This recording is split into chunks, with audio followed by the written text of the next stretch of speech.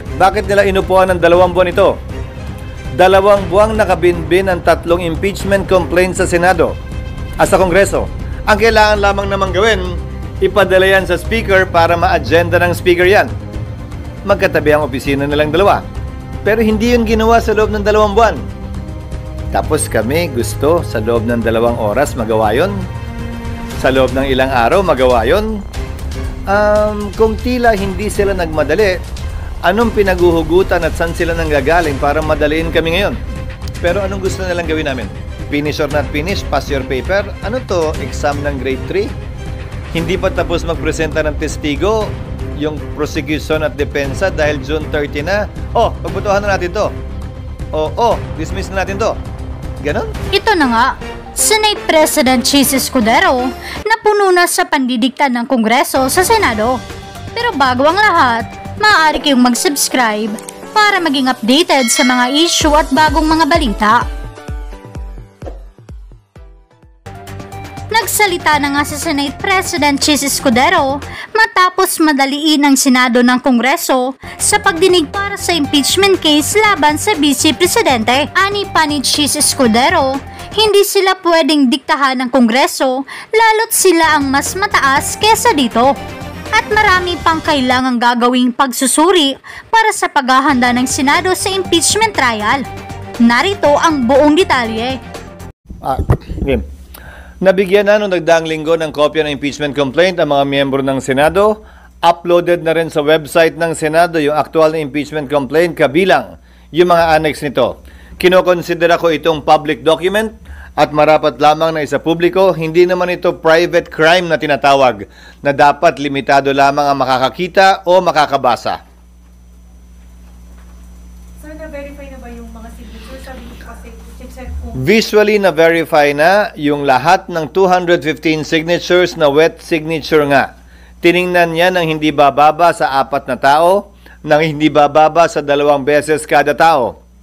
Pero dagdag doon, nag-procure pa kami nung app, kasi may app na may AI app na para makita kung wet signature nga ba ang nasa papel o ito ay e-signature. Just to further validate. Pero yung initial na ripaso nito, using visual perusal, wet signature lahat ng 215. So bakit kailangan gawin yan? Wala bang presumption of regularity after all it was sent by the House and delivered by the House Secretary? Meron, pero ayoko naman ding masisi kami na hindi namin ginampanan yung napakasimpleng tungkulin namin. Simple lang naman ang trabaho namin eh. Tingnan kung wet signature ngayon dahil dapat verified yan sa harap ng Secretary General at tingnan kung yung 25 pirma o higit sa 1/3 ay mga kongresista nga ba talaga o hindi na. So, sabi ko yung SP na verified complaint na yung katanggap niyo? Tinanggap naman na talaga namin yung verified complaint. Again, we can only make the corresponding recommendations to the impeachment court with respect to any such findings, contrary to procedure. Walang karapatan o kapangyarihan ng SecGen magdesisyon tungkol dito. Ministerial ang trabaho ng SecGen. He is simply doing his due diligence work in order to report or give a complete report to the Senate plenary. Sir, yung nasa kanila na yung copy, magpapatawag ka ng special session. Layo naman ng talon mo. Meeting ko, sir. I have already said, I have no intentions of requesting the President for a special session. Hindi ito isa sa mga bagay na dahilan para magpatawag ng special session ng Senado. Dagdag po dito. Sino bang may gusto na mag-special session kami at mag-trial kami bago mag-eleksyon? Sino ba humihiling nun? Sino? Sino nga? Yung pro, sabi ko na, sino mang pro, anti, di namin papakinggan. Sino mang pro, anti-VP Sara, di namin papakinggan. Susundan namin kung anong tinatalaga ng batas. Pero babalik tanawan ko. Ang impeachment ni dating Ombudsman Mercy Gutierrez, 3 araw sinumite sa Senado bago kami nag-adjourn. And yet, in-schedule ang trial pagkatapos ng recess, mahigit 1 buwan mula sa araw na yon. Impeachment trial ng yumaong Chief Justice Corona, December 13 final, 1 linggo bago nag-recess ang Senado, hindi lamang 3 araw, 1 linggo. Pero hindi nag-trial ang Senado. Nag-trial matapos ang recess ng Pasko at New Year at tinawag yung pagdinig ng January na, makalipas ang humigit kumulang 1 buwan. Bakit ko iibahin ang pagtrato dito sa impeachment complaint na ito? Hindi ito espesyal, hindi ito kakaiba. Ang tingin dapat namin dito, ordinaryong impeachment complaint lamang laban sa isang impeachable officer. Pare-pareho lamang silang impeachable officer sa pananaw namin. Presidente man, Vice Presidente, Ombudsman, Chief Justice o ibang impeachable officer. Walang dahilan para mag-iba kami ng pagtrato dito. Baka mapagbintangan pa kami o maakusahan na iniiba ito dahil espesyal ito, dahil mas dinidiinan at minamadali namin ito. Ordinaryo lamang ang pagtrato namin dito, pinakamagandang ebidensya at batayan na kami magiging patas para dito. Sir, kanina pa Parang nakumbinsi ka naman, hindi pa diba tumatong kayo? Sabi po ni Congressman Luis Crosser na hindi naman daw sa minamadali kayo, pero he will raise to the House Constitution Team yung possibility to go to SC para masimulan agad. Sabi niya, hindi daw dahilan na ay mag-election kasi hindi pwede Karapatan nila yon, ginagalang ko yon, pero pwede bang sagutin na rin muna niya sa kumaari? Bakit nila inupuan ng 2 buwan ito? 2 buwang nakabinbin ang 3 impeachment complaints sa Senado at sa Kongreso. Ang kailangan lamang namang gawin, ipadala yan sa Speaker para ma-agenda ng Speaker yan. Magkatabi ang opisina nilang 2. Pero hindi yun ginawa sa loob ng 2 buwan. Tapos kami gusto sa loob ng 2 oras magawa yun. Sa loob ng ilang araw magawa yun. Kung tila hindi sila nagmadali, anong pinaguhugutan at saan sila nanggagaling para madaliin kami ngayon? Hindi naman niya kailangan sagutin talaga kung gusto lang niya. Para lang maliwanagan din ako. Sir, how could the Senate ensure a fair trial for VP Duterte given that some senators have already given their position that they'll vote against? Well, aren't we starting on the right foot by treating it like any other impeachment complaint? That's a good start, I believe. Now, with respect to those who are voicing out their position, I would hasten to remind them once again and admonish them once again to kindly refrain from doing so in order to maintain and keep the impeachment court itself and the process fair, without any prejudgment on the part of any member of the Senate for or against impeachment.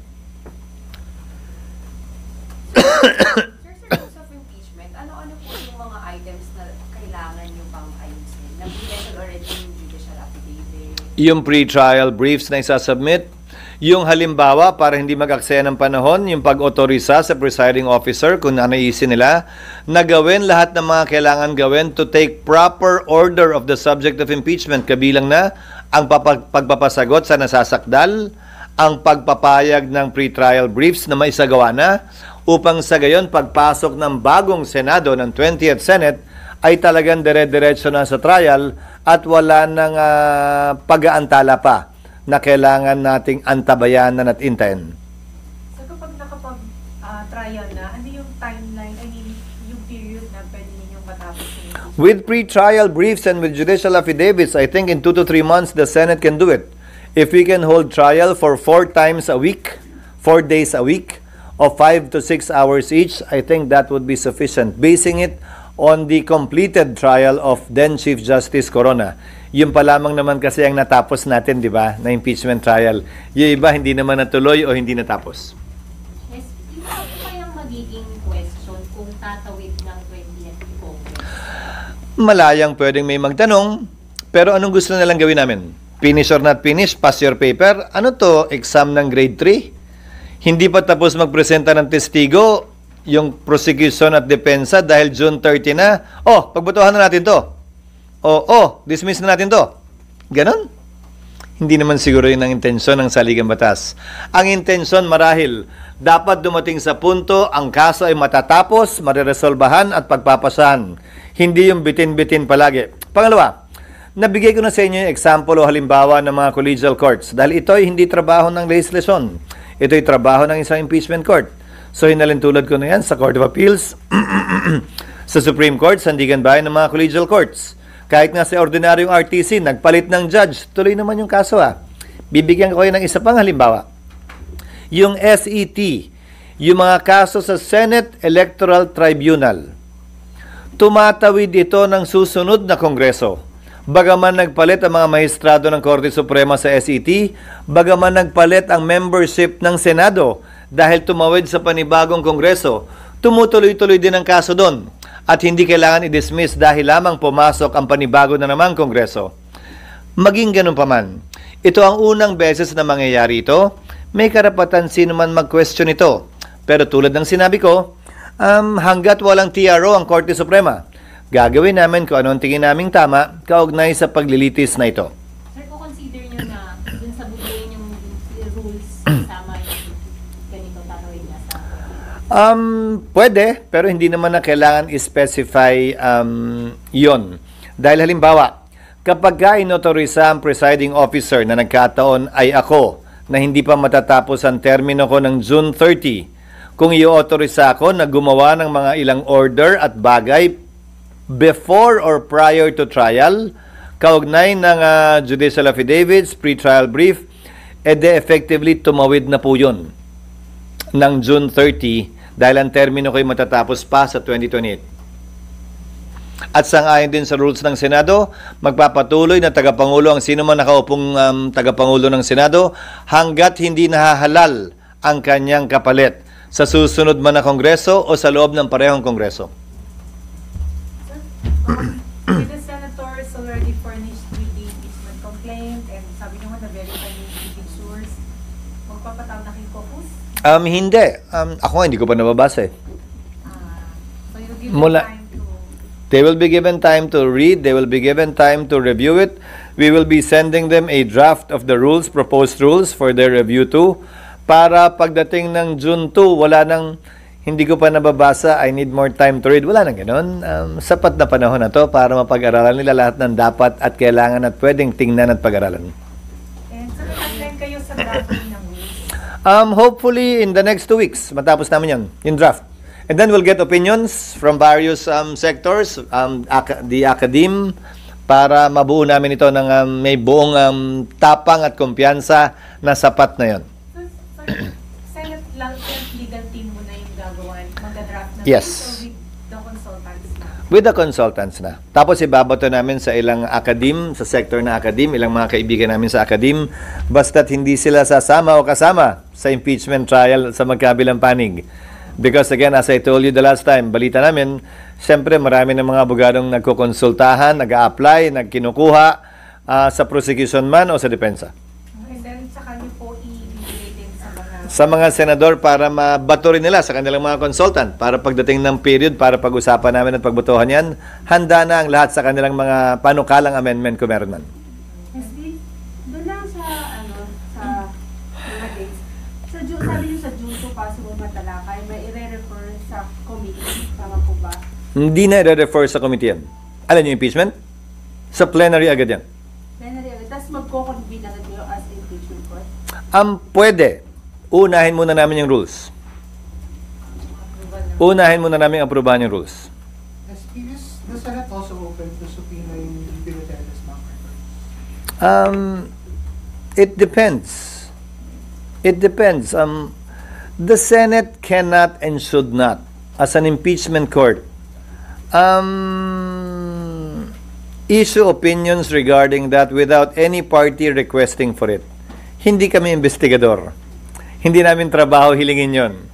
Dapat, kung kailangan talaga yan, may partido, prosecution of defense na manghihingi niyan, at kung objekta ng kabila, pagpapasahan po namin yan. Ayokong pangunahan ng impeachment court kaugnay sa bagay na yan. Asking from preparation po, most likely July or August po ang actual trial. Most likely when the new Congress already enters into its function, that means after SONA. SONA, I think, is on July 21. Tama? Kindly check.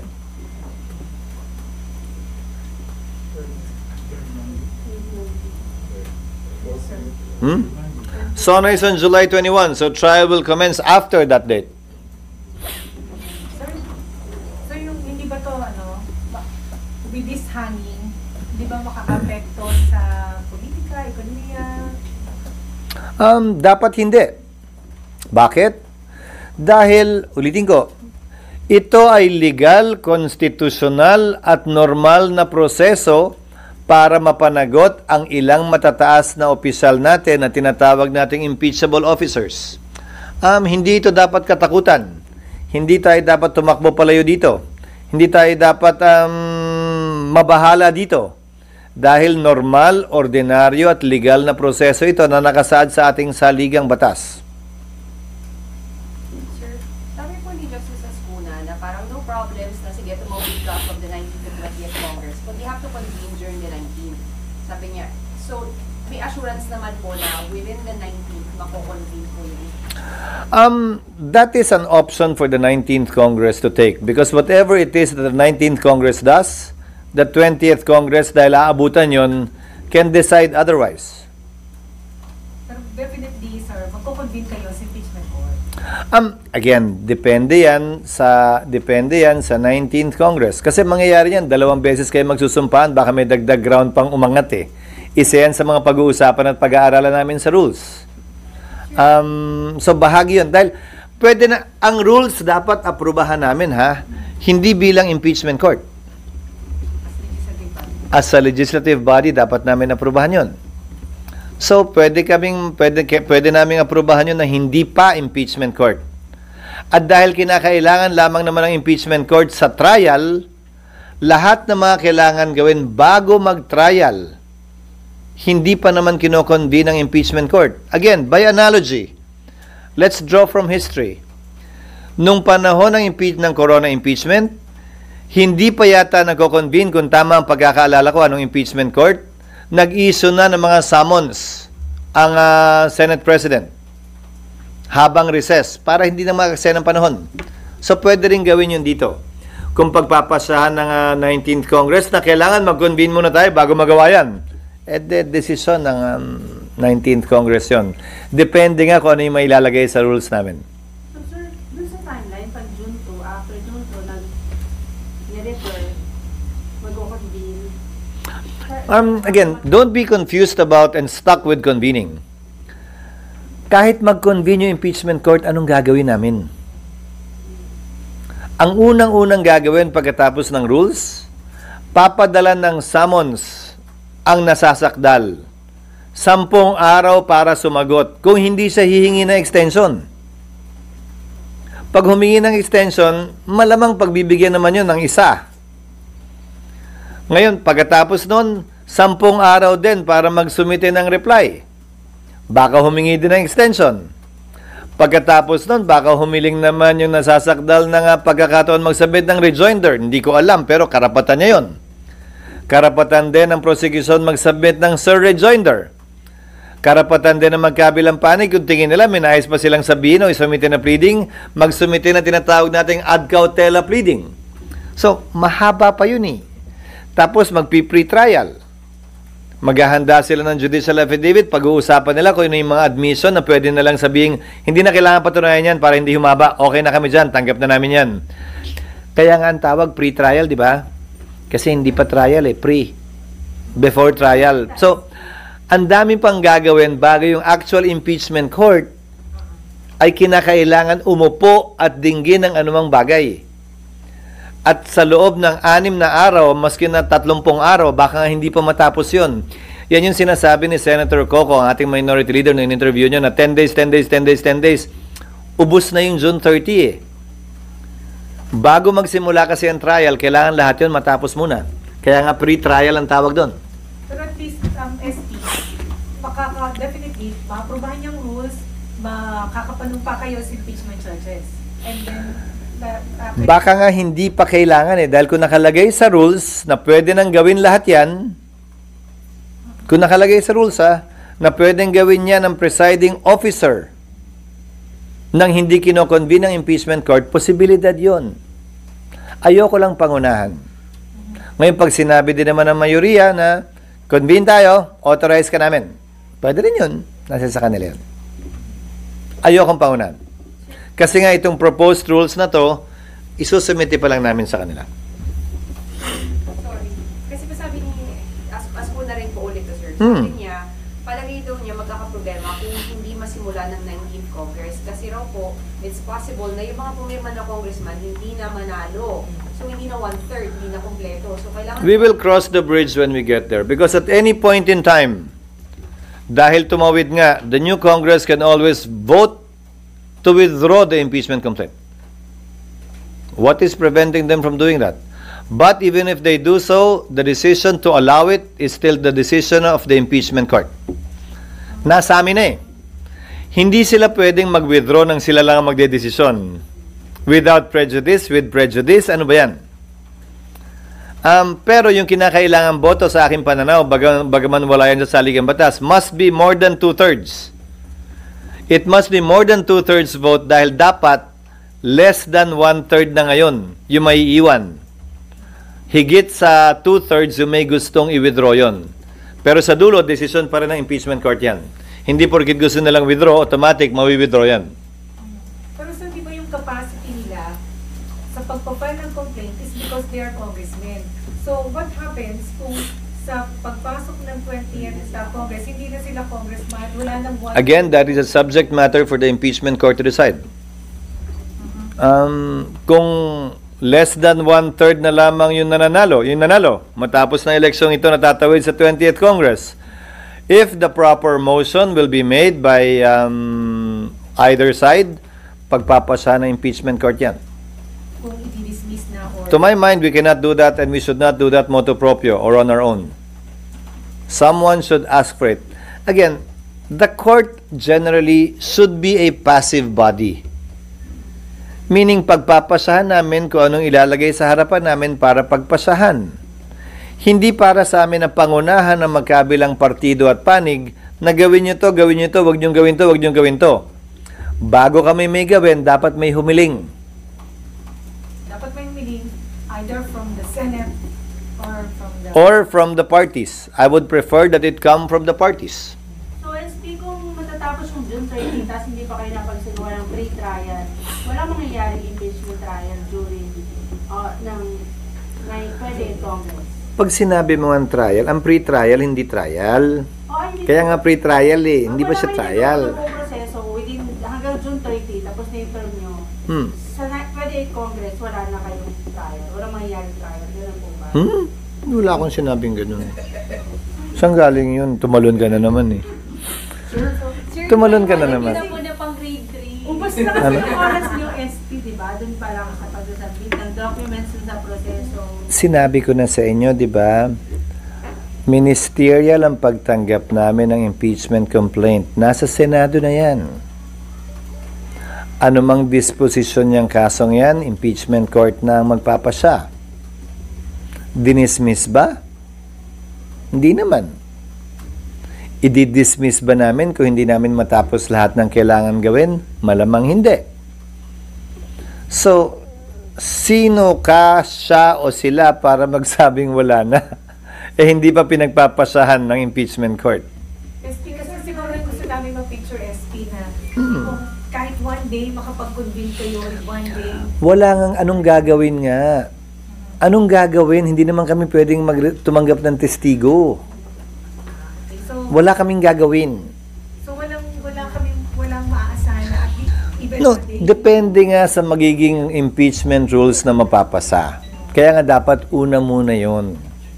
Pag sinabi ng impeachment rules, dapat convene muna. E di magko-convene kami. Bago itong lahat ng tumagawa, e di magko-convene kami. Pero pag hindi yon ang nakasaad sa rules namin at pwede na namin gawin to nang hindi nagko-convene, e di hindi kailangan mag-convene. But make no mistake, the Senate already has jurisdiction over the subject matter of the impeachment complaint. Mangyayari ba yung mag-o-oath na yung mga senators? Kayo naman, picture lang ang habol nyo at video. Wala namang kinalaman yun doon. That is not our concern. Sure. Having your photo up for that oath-taking or whatever is not our concern. Our concern is to be able to maximize the available time in the 19th Congress and hopefully be able to save on some time for the 20th Congress when it comes. Sure. So, sir, clarify ko lang. Sir, yung magiging process so far, if tama ako, sir, i-clarify lang, until June 30, parang ministerial lang yung pangyayari na Hindi ministerial lang. Nagawa na namin yung ministerial na pagtanggap. Hindi ministerial ang pag-approve namin ng rules. Pagdidebatihan yan. Pagbobotohan yan. Kung anong mapapaloob dyan, ilalaman ng rules, debate at boto yan. I-amendahan yan ng makailang ulit malamang. So, hindi siya ministerial. Ngayon, kung nakapaloob sa rules, pwede nang gawin lahat ito sa ilalim ng presiding officer lamang. E di, hindi kailangan mag-convene. Pag sinabing dapat mag-convene muna kami para masimulan, e di, hindi nang susundin namin. Pero wala pa yun sa rules ngayon. Kailan kayo, sir, magiging impeachment court? At what point? Kapag ka manumpa na at magsimula na ang trial. Kasi kahit manumpa kami, anong gagawin nga namin? after the sir, most likely 20th Congress na po. Yes, I've said that since our first press con when they filed it. Sir, so how about Most likely, the actual trial will begin in the 20th Congress. So, sir, before that actual date, anong tawag sa inyo? Walang term. Hindi pa kami impeachment court. Dahil nga hindi pa sumusumpa. Uso naman yan, di ba? Walang label. Sir,